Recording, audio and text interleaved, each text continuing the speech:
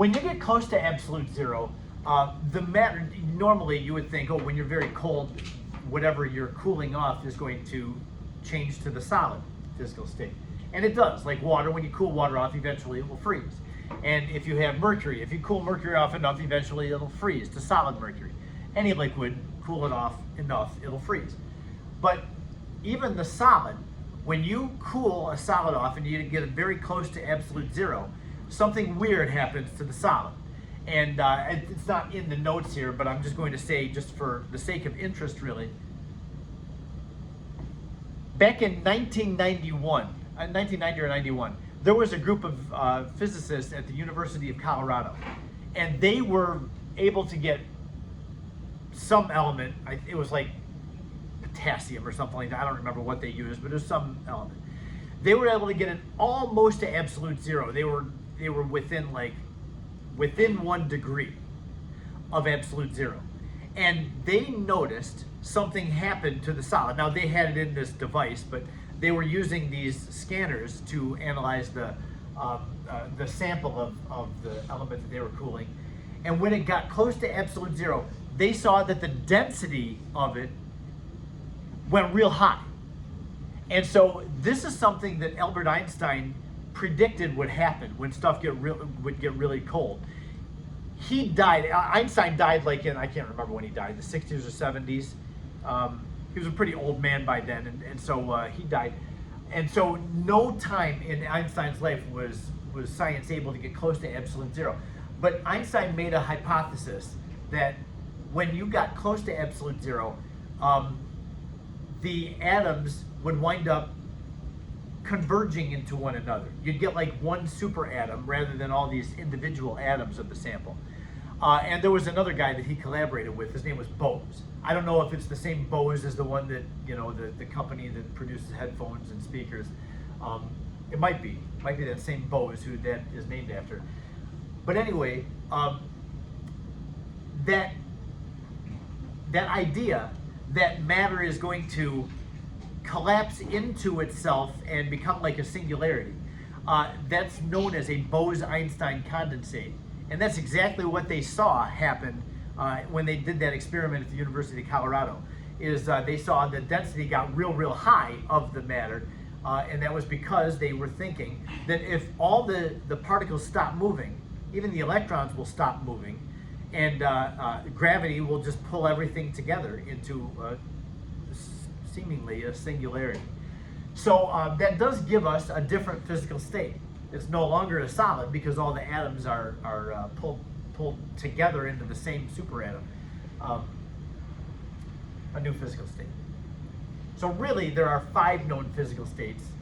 There's solid, liquid, gas, and then there's plasma, and then that plasma is when things are very hot. When things are very cold, we get a Bose-Einstein condensate.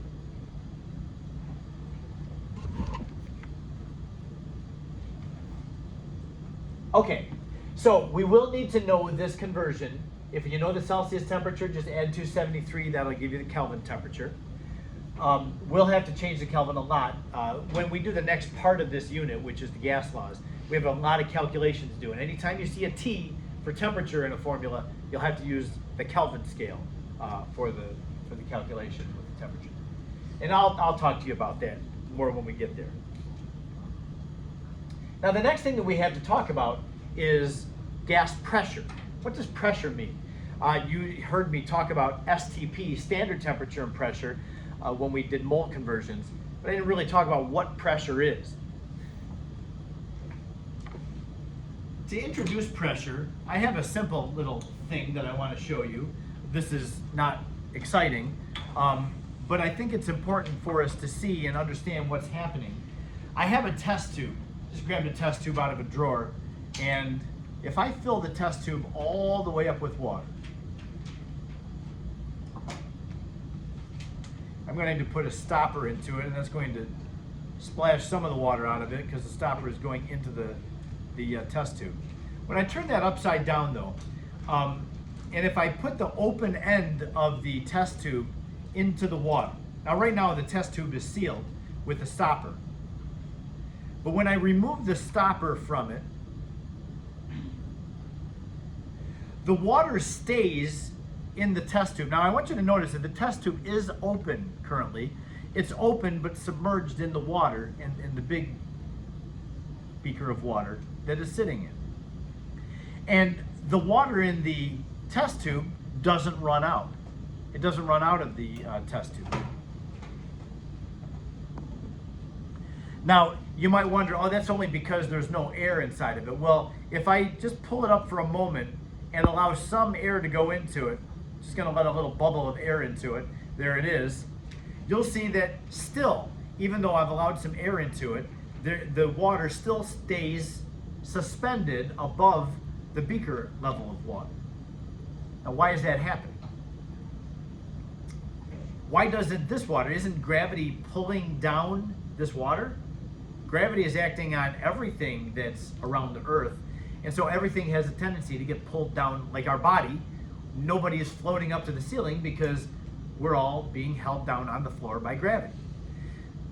And the seat is kind of in your way, in the way of gravity pulling you down right to the floor. But it almost appears that gravity is not acting on this sample of water that's in here. Now, the reason that this water doesn't flow out and just go all the way down and become the same level as the water that's in the beaker is that there is air that's out here that's pushing down on this sample of water.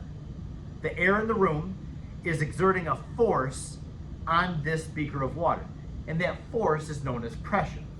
Now, there is also air above the water up here, and isn't it also pushing down on the water, exerting a force on it? So once again, we would think, well, how come then the water doesn't get pushed down by the air that's up there above it? Well, the reason is because, and this was noticed by an Italian guy back in the 1600s. There's a guy in Italy named was Torricelli, and Torricelli became somebody who we appreciate his work. I'll tell you about him in a moment. But he was playing around with things like this, and he noticed that if you have a long tube of a liquid and it's got its end open, it stays suspended above the liquid. And his theory was because the air is pushing down on this sample of water that's in the beaker, and it's not allowing the beaker to raise up anymore. If the water ran out of the test tube, the water level in the beaker would rise up. But something's stopping the water level in the beaker from rising up, and that's the pressure of the air. So that's what this is saying up here. We learned yesterday, gas particles like the air are in a constant state of motion. All gas particles right now are moving around. We assume they're all moving around unless briefly, they collide into something and stop moving. But they're flying around, and because of that, anything that they hit, like this water sample, or our body, or the floor, or the ceiling, or anything that the gas particles hit, the gas particles exert a force on whatever they hit. And that force is known as pressure. The pressure is officially force over a certain area. Like, it's a force. Anybody know the unit of force in the metric system? Some of you. The Newton, right. Pressure is newtons, the force in newtons exerted over a certain area, which is in meters squared. So officially the unit of pressure is newtons per meter squared. But there are other units of pressure that we're going to have to learn about. So going to the next slide. The pressure of the air is measured by a device called a barometer. You've heard of barometers before. I want to show you how a barometer works. You can see the year on this. Pretty remarkable that people have been measuring air pressure since the 1600s. There's some real innovative people in the history of science, and Evangelista Torricelli was certainly one of those innovative people. So the early 1600s, now he was in Italy. Italy is right on the Mediterranean Sea, and so Torricelli knew when the weather was nice around the sea and when it wasn't very nice. And so the weather did make a difference in the air pressure, he noticed. Or I should say it the other way around. the air pressure was related to the weather. He noticed that when the pressure of the air changed, often the weather changed. And so Torricelli came up with a device that he used to measure the air pressure. And that device involved something similar to what I'm showing you here, but it was on a bigger scale. He took a long tube, like a meter long tube, this very long. My tube is what, 10 centimeters, 15 centimeters, very, very short. This was like a meter long, so, you know, from the floor it would have been like that tall. It was this big thing. It's like a test tube. One of the ends is open, so he filled it all the way up with mercury liquid. Mercury, if you've ever seen mercury liquid, it's beautiful. It's a silver colored liquid. It's very dense, super heavy liquid. So he filled it all the way up with mercury, and he closed the top of it, like I put a stopper in this thing. He closed the top of his, put it upside down. The open end was into a pool of mercury, and he let it hang there. And what he noticed, because mercury is so dense, some of the mercury actually fell, but then it didn't fall all the way down. It fell just a little bit and then stayed hovering in this column. So the open end, remember, is down here inside the mercury. And Torricelli noticed, or he concluded, that it doesn't just all run out and flow out of this tube, because the air, the atmosphere, is pushing down on this pool of mercury, and that balances the force of gravity that's pulling down on this column of mercury.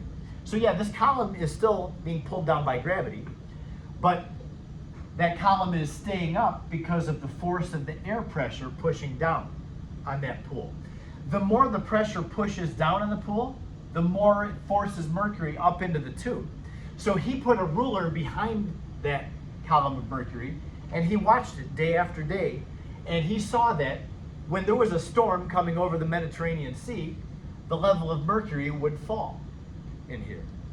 It would be lower than it is on a nice sunny day.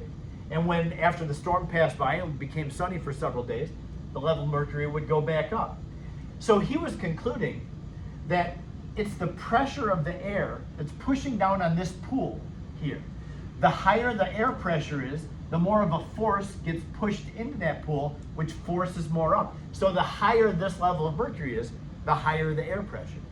And so as on the stormy days, when the pressure isn't so high, there's not as much air pressure pushing down on it, and that allowed some of the mercury to fall. So the height of the mercury told Torricelli what was happening with the weather. And this is what he called a barometer. Now he noticed when it was nice and sunny for several days, the air pressure stayed pretty constant, and it stayed about 76 centimeters, which is 760 millimeters high. So that gave Torricelli a unit for the measuring the air pressure. He would measure how high the mercury is in that column. And so that's what this slide is talking about. The higher the air pressure, the more it would push the mercury up. But yeah, the action of the barometer and the height of the mercury in there, he decided that he would consider atmospheric pressure to be 760 millimeters of mercury. So he had to use this barometer to measure how much air pressure there was.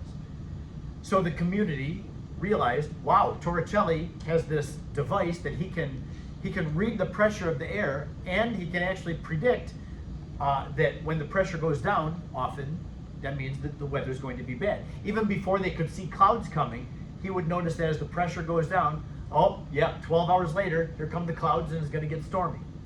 So yeah, this action of the barometer gave us a unit for pressure. So the millimeter of mercury is the pressure of, the unit, not the pressure, the unit of atmospheric pressure.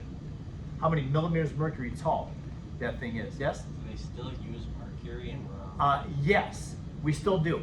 Now, I don't know, like if you go to the National Weather Service office, and we have several around the Detroit area, do they actually have a mercury barometer? They probably have gone digital on everything now, and they have these devices that, as they push together, they generate a voltage, and they can read it based on the voltage.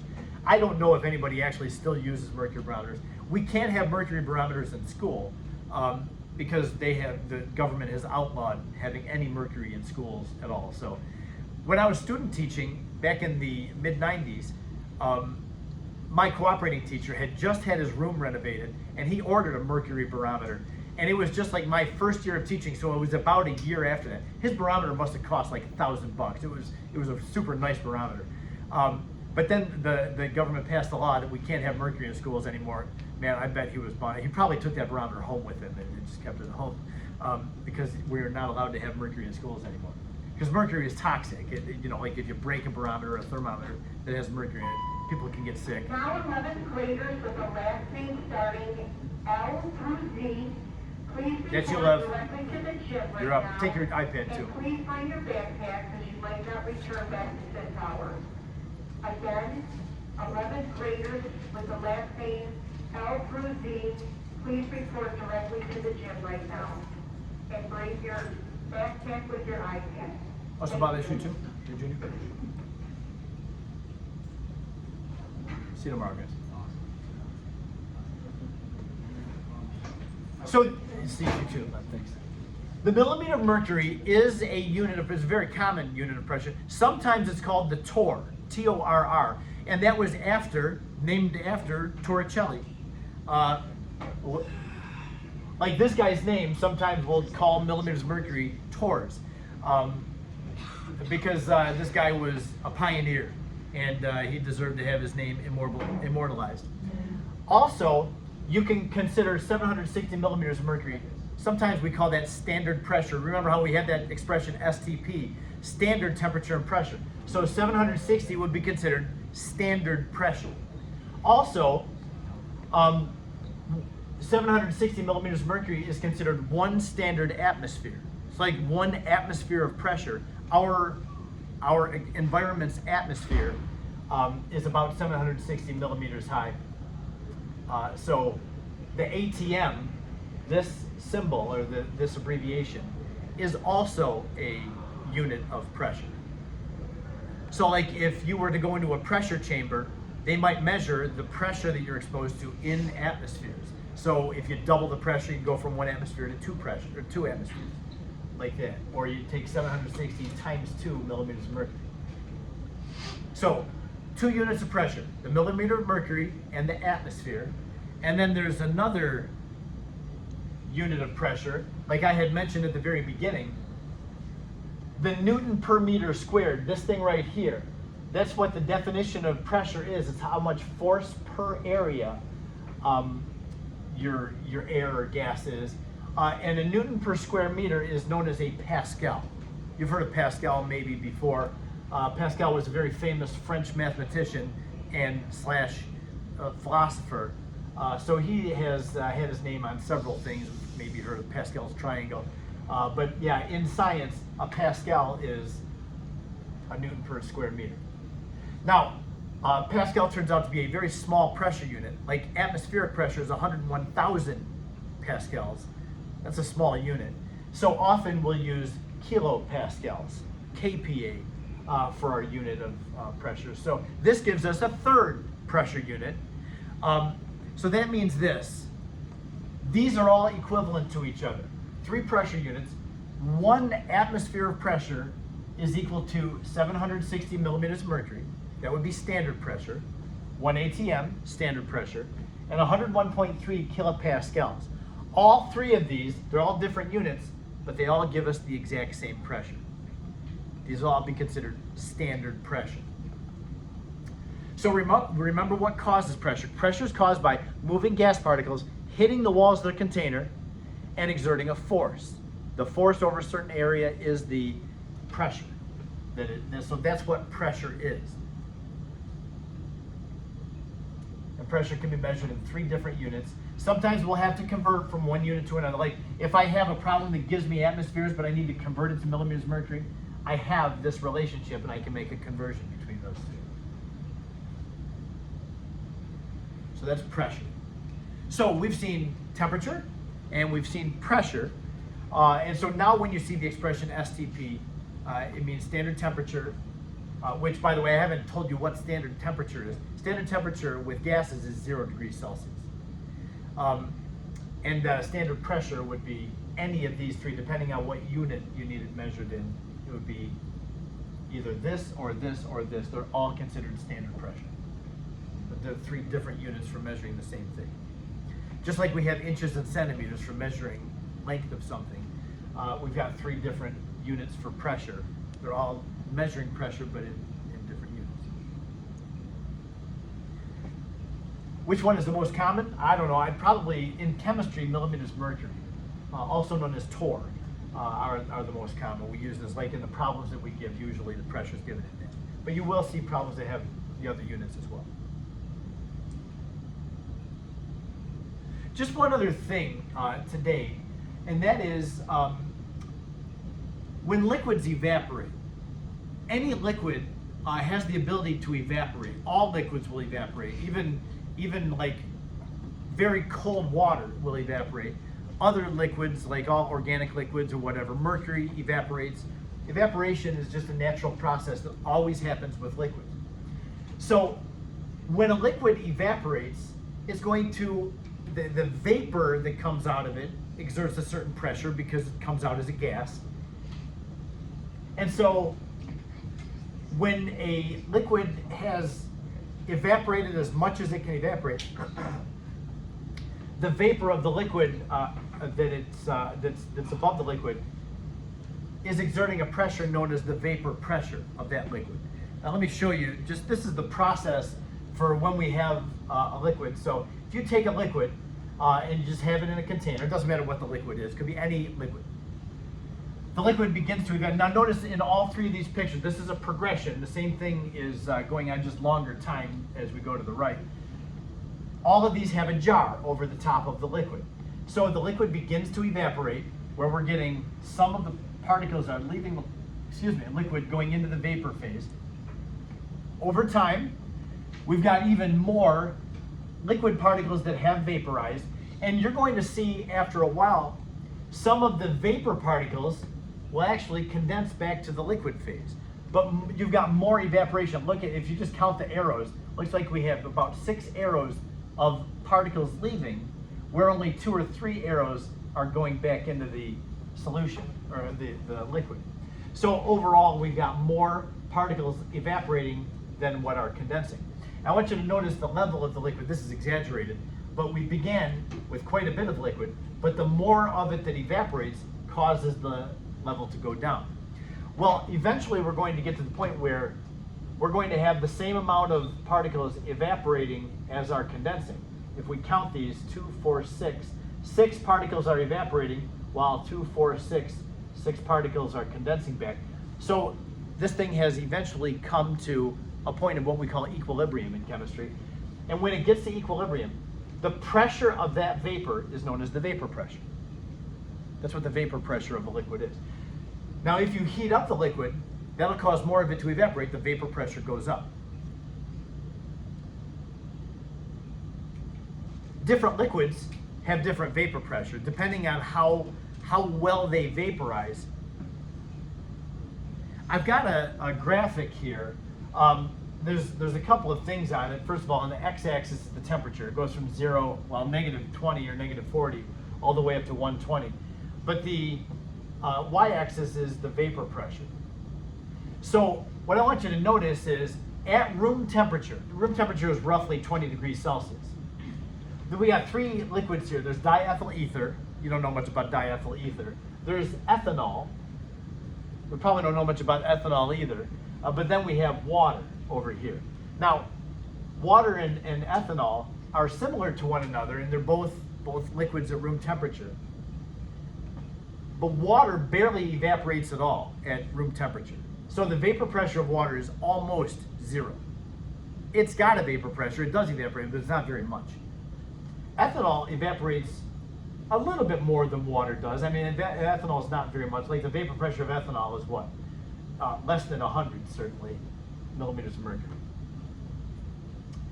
Ether evaporates big time. Ether like boils at this temperature. And we'll talk about boiling in a second.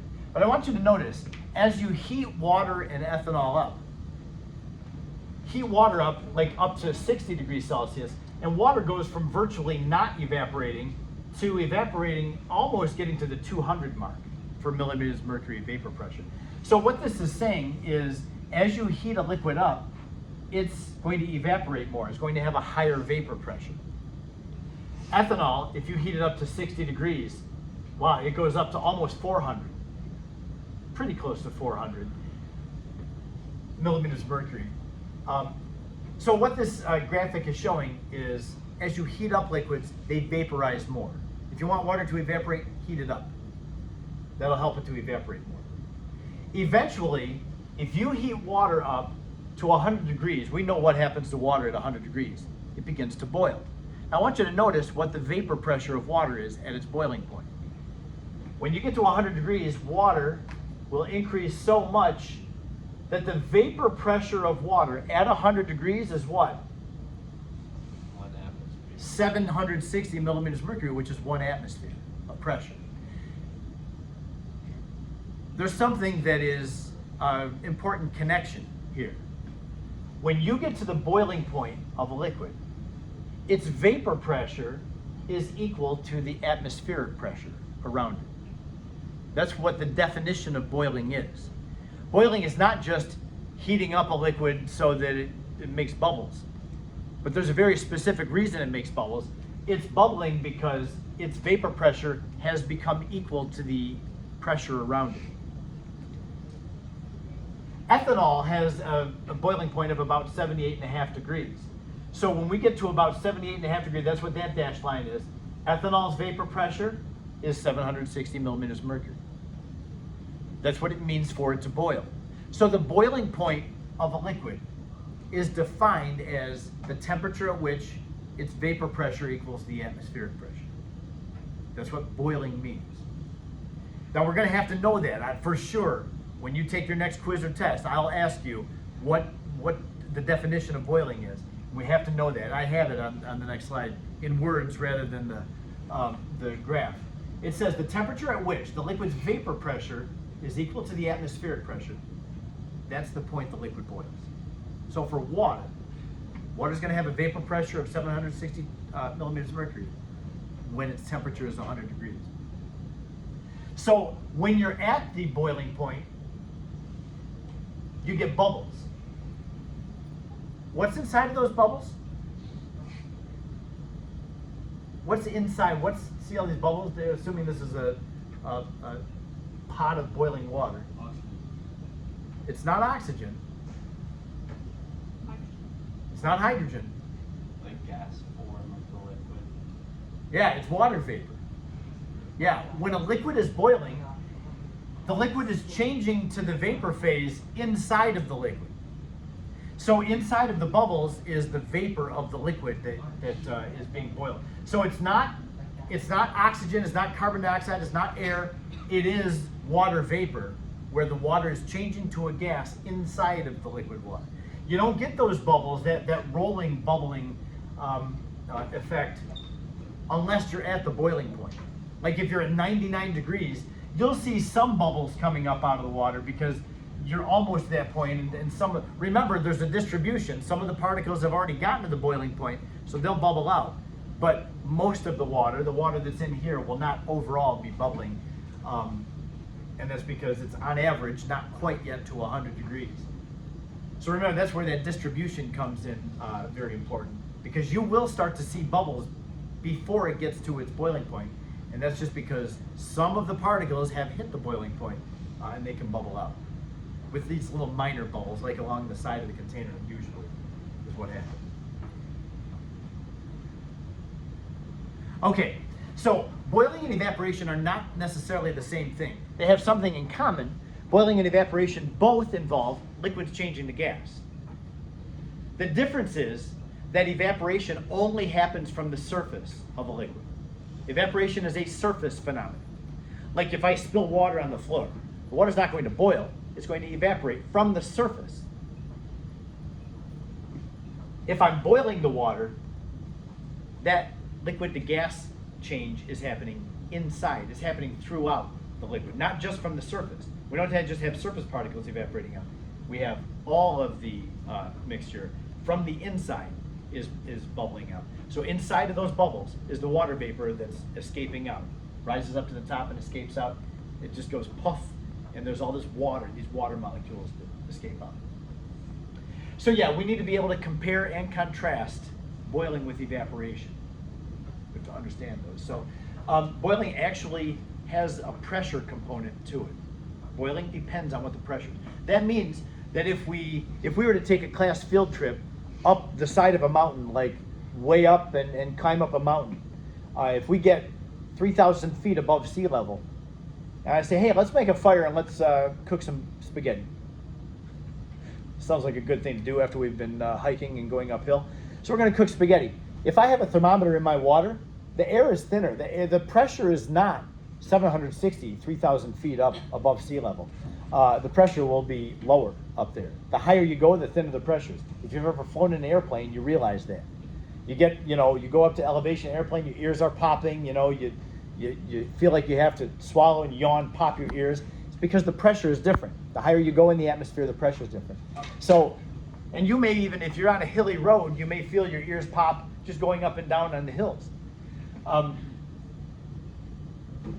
yeah, so if we're up on the top of a mountain at 3,000 feet, our water is not going to boil at 100 degrees. It might only boil at 95 degrees because the pressure around the water is not the full standard atmospheric pressure.